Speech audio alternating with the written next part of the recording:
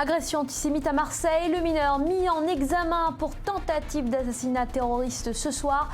Cette attaque est désormais à l'origine d'un vif débat sur le port de la kippa. Nous serons en ligne à ce propos avec le député Claude Gozgen. Les 10 marins américains libérés après s'être égarés dans les eaux territoriales iraniennes à cause d'une erreur technique. C'est John Kerry en personne qui avait contacté son homologue afin qu'il soit relâché. Et puis la police turque a arrêté un suspect en lien avec l'attentat suicide qui a tué hier 10 personnes dans le cœur historique d'Istanbul. C'est la première fois que des touristes étaient visés dans ce pays.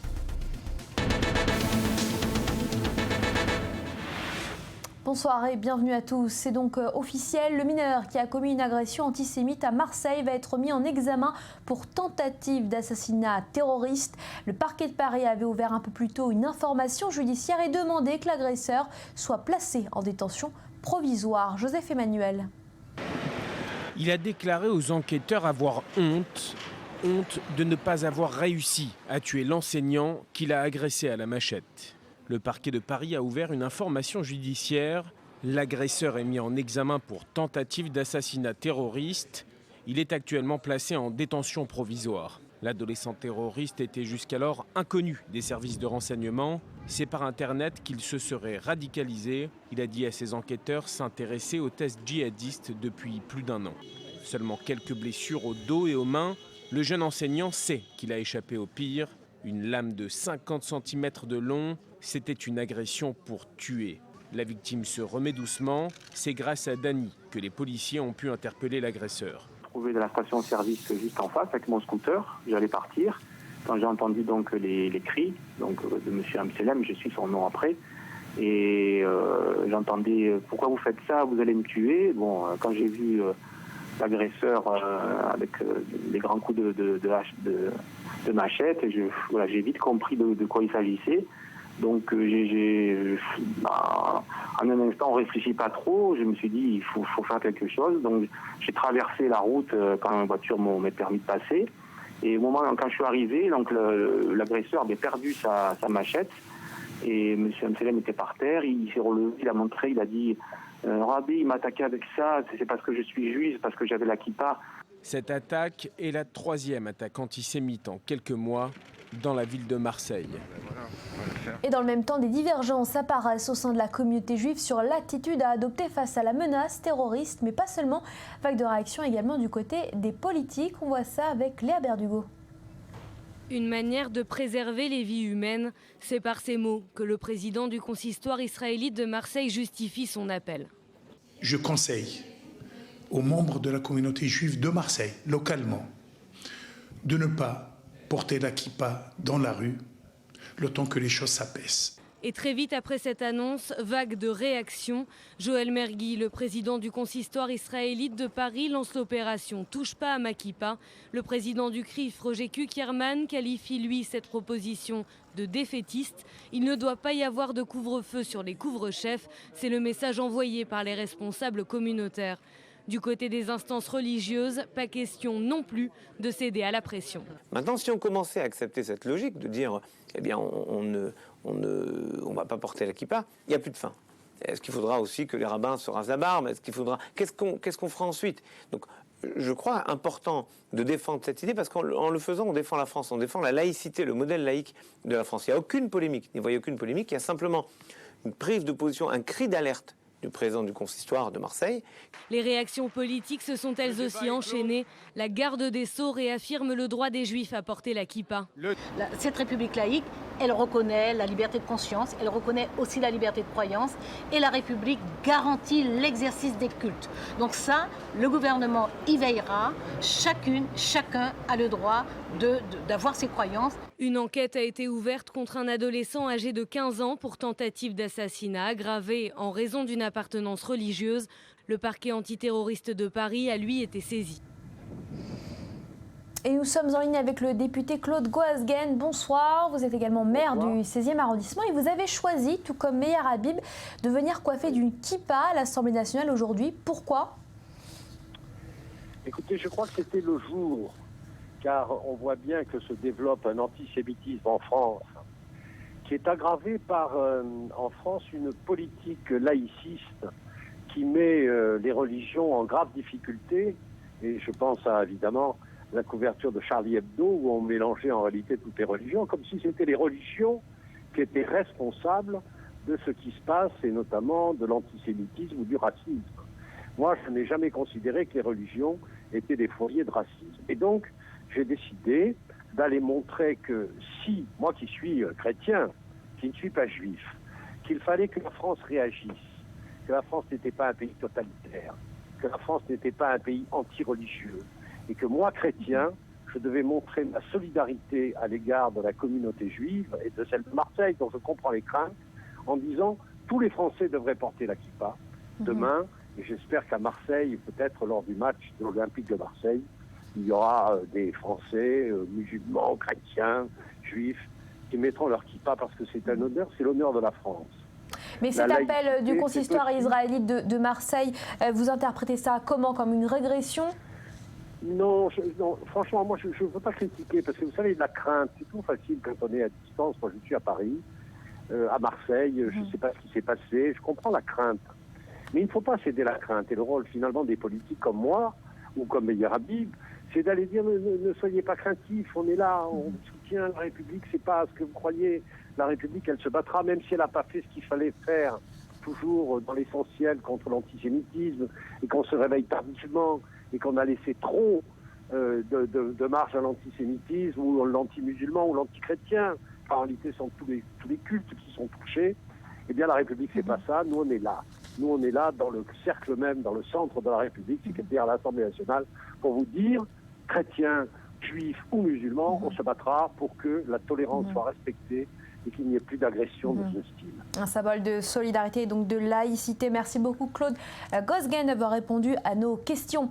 Et puis du côté d'Israël, comment réagit la communauté française à cette autocensure? Maxime Pérez est parti à la rencontre. Et je vous rappelle que vous êtes sur le www.radiofuté et la radio francophone d'Israël et son animateur vedette Charles Ben-Guigui. Israël, 24 heures sur 24. Une fréquence généraliste où l'on traite des sujets d'actualité, y compris en France. Forcément, les récents événements à Marseille font réagir les auditeurs. Et les auditeurs, franchement, sont inquiets aujourd'hui. J'ai l'impression que la vapeur s'est renversée. On était inquiets pour les francophones vivant ici en Israël. Aujourd'hui, c'est nous, depuis Israël, nous francophones, juifs habitant en Israël, qui sommes inquiets pour nos familles qui se trouvent en France. À Netanya, le sujet est également sur toutes les lèvres. Pas uniquement chez ceux qui portent la kippa. Dans cette ville située au nord de Tel Aviv, où le français fait office de langue officielle, les gens ne cachent pas leur incompréhension, mais aussi une certaine colère. Je ne trouve pas ça très normal, parce qu'on a une identité, il faut la garder, avant tout. Donc si on doit porter une kippa, c'est comme si on disait aujourd'hui, c'est comme si vous disiez aux musulmans d'enlever leur voile, ou aux chrétiens d'enlever leur croix, ou ainsi de suite. Nous, c'est notre identité, la kippa, je ne vois pas pourquoi on l'enlèverait. Critique des instances communautaires et appel au gouvernement de Manuel Valls pour que la réponse à la répétition d'actes antisémites ne se limite pas à de vaines condamnations. C'est au gouvernement de faire le nécessaire pour protéger les citoyens français. Parce que ce ne sont pas des juifs français, ce sont des Français juifs. Je pense qu'il y a une grosse différence. Depuis les attentats de Paris en janvier 2015, près d'un quart des 7000 nouveaux immigrants français recensés par l'agence juive se sont installés dans cette ville du littoral israélien. Une tendance qui devrait également se confirmer cette année. Puis retour en France avec ce drame, une dizaine de lycéens lyonnais et leurs professeurs ont été emportés par une avalanche sur le domaine skiable des Deux Alpes. Au moins un mort et 3 blessés graves selon un tout premier bilan. Plusieurs jeunes sont toujours activement recherchés. Et puis 2 mois tout juste après les attentats de Paris, un des sites touchés, en l'occurrence le café du Carillon, rouvre ses portes aujourd'hui. Olivier Lerner, bonsoir, vous êtes sur place, quelle est l'atmosphère? Oui, je me trouve à l'intérieur du Carillon. Je peux vous dire que le bar est animé à l'heure qu'il est. Les visages des premiers clients devant moi sont souriants. C'est le bonheur de se retrouver enfin ici pour la réouverture de ce bistrot très populaire, où l'ambiance a toujours été très décontractée, très conviviale. C'est l'atmosphère de Paris qu'on aime. Tout le monde se parle ici, tout le monde se connaît, on se tutoie. Le Carillon, c'est là, au cœur du 10e arrondissement de Paris, où l'on venait boire avant un petit coup après le boulot. Sur le trottoir, le tapis de fleurs qui est resté pendant 2 mois a été enlevé, remplacé par un tapis de non. de prénoms avec des âges des 130 personnes mitraillées en terrasse et à l'intérieur. Il y a 2 mois, jour pour jour. Le carillon est donc bien ouvert, mais l'ambiance n'est pas encore tout à fait à la fête, puisque le petit Cambodge, juste en face, est encore fermé. Il faut le rappeler, dans ces 2 bars, restaurants, 15 personnes sont mortes assassinées. Alors si l'on boit une coupe de champagne ce soir, une pinte de bière ou un petit canon de rouge au carillon, eh bien la nuit noire du 13 novembre ne s'effacera pas d'un coup de baguette magique dans ce quartier populaire qui reprend certaines de ses couleurs ce soir. Et qui porte encore donc les traces de ces attaques. Merci Olivier Lerner, vous étiez en direct de Paris. Nouveau rebondissement dans l'enquête dans des attentats de Paris justement, et ça se passe en Belgique. 3 logements loués pour préparer ces attentats ont été identifiés. Les précisions avec notre correspondante Éléonore Fédoul. Ces 3 logements donc en Belgique, un appartement à Schaerbeek, l'une des communes de Bruxelles, plutôt au nord de la ville, un appartement à Charleroi dans le sud de la Belgique et une maison à Auvelay près de Namur, là aussi dans le sud du pays. La nouveauté, c'est que le parquet a confirmé qu'au moins 2 des terroristes de Paris ont séjourné dans l'appartement de Charleroi. Bilal Hatchi, l'un des kamikazes du Stade de France, et Abdelhamid Abaoud, le djihadiste belgo-marocain abattu à Saint-Denis, qui aurait eu un rôle majeur dans l'organisation des attaques. Ces 3 logements ont été loués sous de fausses identités bien avant les attentats, au mois de septembre pour les 2 appartements à Schaerbeek et à Charleroi, le 5 octobre pour la maison d'Auvelay. Alors, est-ce qu'on sait comment la police est remontée jusqu'à ces logements ? Alors, c'est grâce à ces perquisitions, selon le parquet fédéral, l'une d'elles, celle à Schaerbeek, a permis de découvrir des traces d'explosifs dans l'appartement, ainsi qu'une balance de précision, des ceintures ventrales. Donc, c'est ça qui permet de savoir qu'ils ont préparé, en tout cas, une partie des attentats dans cet appartement. Une empreinte digitale de Salah Abdeslam et une trace d'ADN de Bilal Hatchi ont aussi été découvertes. Par contre, aucune arme n'a été trouvée à cet endroit. Et puis, le 9 décembre, une autre perquisition, cette fois dans l'appartement de Charleroi, a permis la découverte de matelas et d'empreintes digitales de Bilal Hatchi et d'Abdelhamid Abaoud. Aucune arme ou explosif n'ont été trouvés. Quant à la maison d'Auvelay, elle a été louée sous un faux nom, Soufiane Kayal, une fausse identité qui avait déjà été utilisée par 2 connaissances de Salah Abdeslam. L'Iran a finalement relâché les marins américains arrêtés la veille après s'être égarés dans les eaux territoriales iraniennes. Un incident rapidement clos qui témoigne du réchauffement des relations entre Téhéran et Washington. Océane Nicole. Les 10 militaires américains sont désormais libres. L'Iran l'affirme, l'entrée des 2 bateaux dans les eaux territoriales du pays n'était pas intentionnelle. Notre conclusion finale est que cette intrusion n'était pas destinée à l'espionnage. Ils ont atteint la région en raison d'un mauvais fonctionnement de leur système de navigation et ils ne savaient pas qu'ils étaient proches du territoire iranien. C'est donc involontaire et non intentionnel. Hier, en fin d'après-midi, l'Iran appréhende 2 navires militaires de la marine des États-Unis.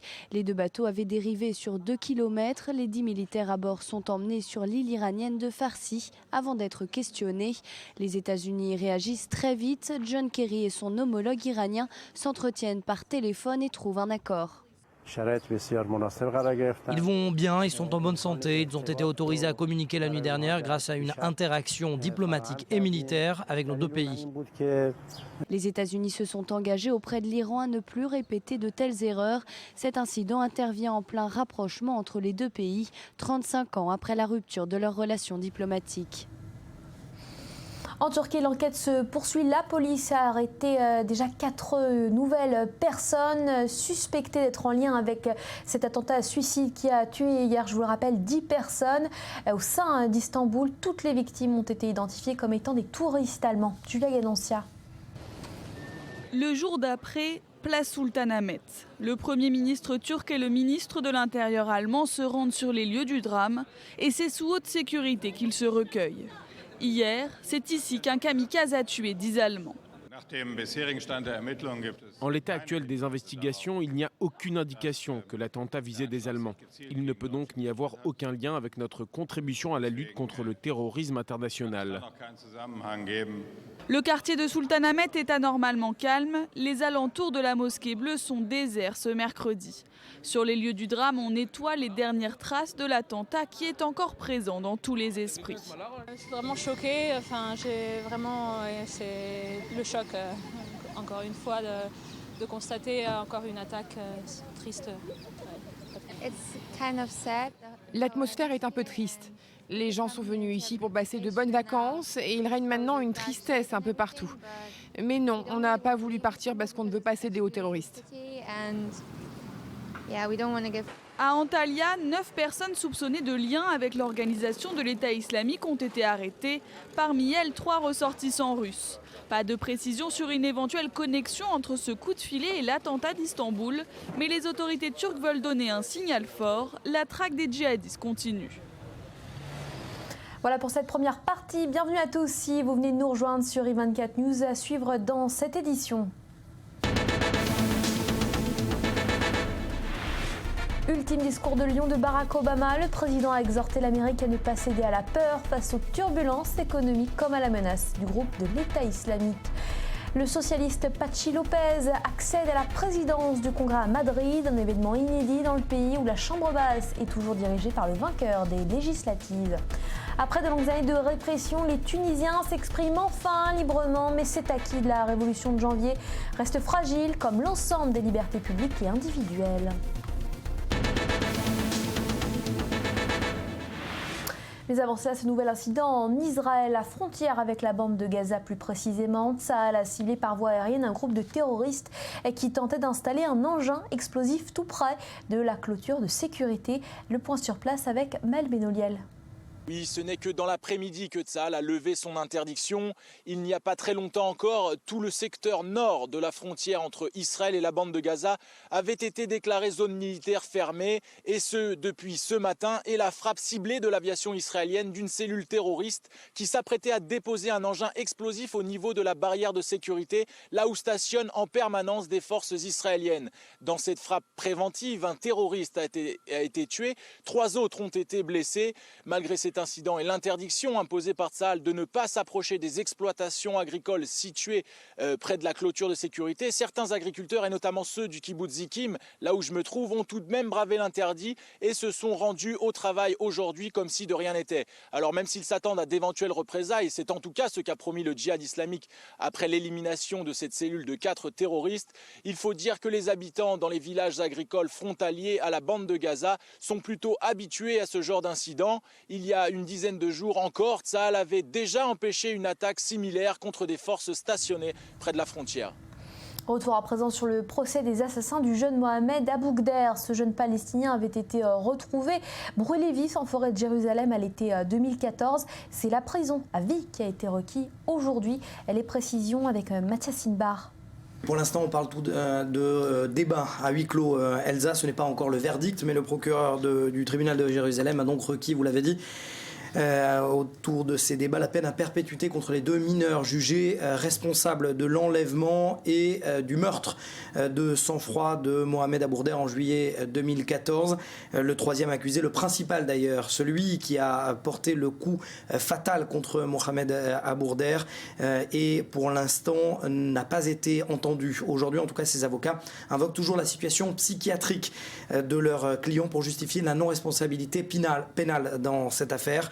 Et il se nomme Youssef Raïm Ben David, il est âgé de 29 ans. Alors la Cour n'a pas encore statué sur la date de ce délibéré concernant ce meurtre de sang-froid. Je vous rappelle quand même, Mohamed Aboukder avait été brûlé vif après avoir été enlevé dans cette nuit de juillet 2014 et ce meurtre avait déclenché de très graves émeutes à Jérusalem-Est, notamment dans les quartiers palestiniens de la capitale. Son père a regretté la lenteur des procédures judiciaires.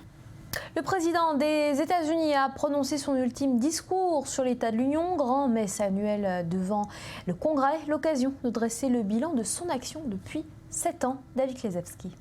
Obama fait le bilan. Ce mardi, le président américain s'est exprimé pour la dernière fois sur l'état de l'Union, l'occasion de revenir sur cette 7 années de présidence. Menaces terroristes, Cuba, économie, tous les sujets ont été évoqués par Barack Obama. L'État islamique a mobilisé une grande partie de son discours. Le président appelle les Américains à ne pas succomber à la peur. Pour Obama, pas question de parler de 3e guerre mondiale, mais la menace est pourtant constante et réelle. Both Al-Qaeda and now ISIL pose a direct threat to our people Al-Qaïda et maintenant l'État islamique sont une menace directe pour notre population parce que dans notre monde aujourd'hui, même une poignée de terroristes qui ne respectent pas la vie humaine, y compris la leur, peuvent faire des dégâts. Ils utilisent Internet pour endoctriner les jeunes de notre pays. Leurs attaques déstabilisent nos alliés. Nous devons les faire sortir. Le président américain s'est félicité de l'économie de son pays, la plus forte et la plus durable du monde. Obama a également souligné l'énorme avancée dans les relations avec Cuba. Il l'affirme, la guerre froide est terminée et il faut renforcer la crédibilité des États-Unis sur le continent d'Amérique latine. Après les félicitations, passe au regret. Barack Obama déplore les querelles et attaques récurrentes entre républicains et démocrates. C'est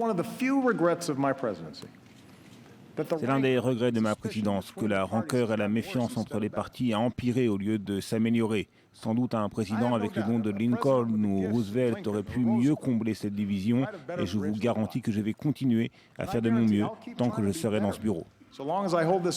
À 12 mois de son départ, le 44e président des États-Unis divise encore les Américains. Selon un dernier sondage, 46% approuvent l'action de Barack Obama à la Maison-Blanche. Élection du président du Congrès en Espagne. Il s'agit cette fois-ci du socialiste Patxi López, élu grâce aux voix des socialistes et du centre. 130 en tout. Un événement inédit, on voit pourquoi avec Claire Berdugo. Pour la première fois, le président élu du Congrès ne vient pas de la formation arrivée en tête lors des élections. Alors comment le président socialiste Patxi López a pu accéder à ce poste? Grâce à une alliance entre le PSOE, le Parti socialiste espagnol, et le parti centriste Ciudadanos. Le Parti populaire de Mariano Rajoy, arrivé en courte tête, a accepté cette candidature. Comment? En s'abstenant. La formation du Premier ministre sortant a d'ailleurs tenté de présenter le choix d'un socialiste comme un prélude à une grande coalition, ce qui a été exclu par Pedro Sánchez, le chef de file socialiste. Hors de question de former une alliance avec la droite, c'est ce qu'il a dit. Pour lui, ce serait considéré comme une grande fraude par la majorité des Espagnols. Le Parti socialiste a cependant exprimé son regret de ne pas avoir pu sceller d'accord avec Podemos, situé à la gauche du PSOE. Alors après cette élection, quelles sont les prochaines étapes du calendrier? Une fois que la composition du bureau du Parlement sera votée, certains groupes pourront déposer leurs premières propositions. Les socialistes entendent soumettre par exemple un projet de loi sur la hausse du revenu minimum vital. Quant à la formation du prochain exécutif, cela pourrait prendre plusieurs semaines, voire plusieurs mois. Le bureau du Parlement a 15 jours maintenant pour convoquer la session inaugurale de la nouvelle Assemblée. Chaque parti va proposer un candidat à la présidence du gouvernement au roi et le Parlement aura 2 mois pour se mettre d'accord sur un nom. Dans le cas contraire, de nouvelles élections seront convoquées. La Tunisie fait office d'exemple après le printemps arabe, mais aujourd'hui, même si la population a retrouvé sa liberté, des injustices criantes demeurent selon plusieurs constatations d'ONG. On regarde. Buletskan, c'était le nom de cyberdissident de Skander Hamda sous le régime de Ben Ali. Le 6 janvier 2011, il est emprisonné puis torturé dans les geôles du ministère de l'Intérieur tunisien. Il avait 16 ans. 5 ans après la révolution, il trouve que les changements ne sont pas suffisants. Il y a un constat plutôt positif si on compare ces 5 années et la Tunisie d'aujourd'hui à la Tunisie de Ben Ali. Mais par contre, si on compare la Tunisie d'aujourd'hui à la Tunisie de laquelle on a rêvé le 15 janvier matin après le départ de Ben Ali, là, le constat est plutôt décevant. La Tunisie est citée comme exemple après une transition politique réussie. Sa constitution, votée en janvier 2014, proclame de nombreux droits et libertés. Mais d'après l'analyste Michael Ayari, l'ensemble reste encore fragile. L'État doit se renforcer à mesure que la liberté se renforce. Et ce n'est pas l'État qui se renforce au détriment des libertés. Et ça, c'est quelque chose de très grave, puisque en dehors du déclaratif, en dehors de la Constitution, qui ne s'est pas encore, développée sous forme de loi, de code civil, etc., il n'y a pas grand-chose. Et si l'État, à un moment donné, continue d'être dans cette perspective, il va considérer que pour se renforcer, il faut qu'il réduise les libertés. La loi antiterroriste, votée en juillet, prévoit notamment 15 jours de garde à vue sans accès à un avocat. Abdesattar Ben Moussa, prix Nobel de la paix et président de la Ligue tunisienne des droits de l'homme, s'inquiète de l'état des libertés dans le pays. Je crois qu'on craint quand même, c'est vrai, on craint que sous prétexte de combattre le terrorisme, on porte atteinte aux libertés. Et il y a maintenant des pratiques d'atteinte aux libertés. En 2015, la Tunisie a été touchée par 3 attaques majeures revendiquées par le groupe djihadiste État islamique et qui ont fait 72 morts, dont 60 touristes.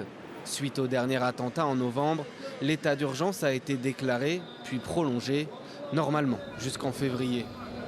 Et puis l'image du jour avant de se quitter face à la polémique qu'a suscité l'appel du consistoire de Marseille aux Juifs d'enlever leur kippa.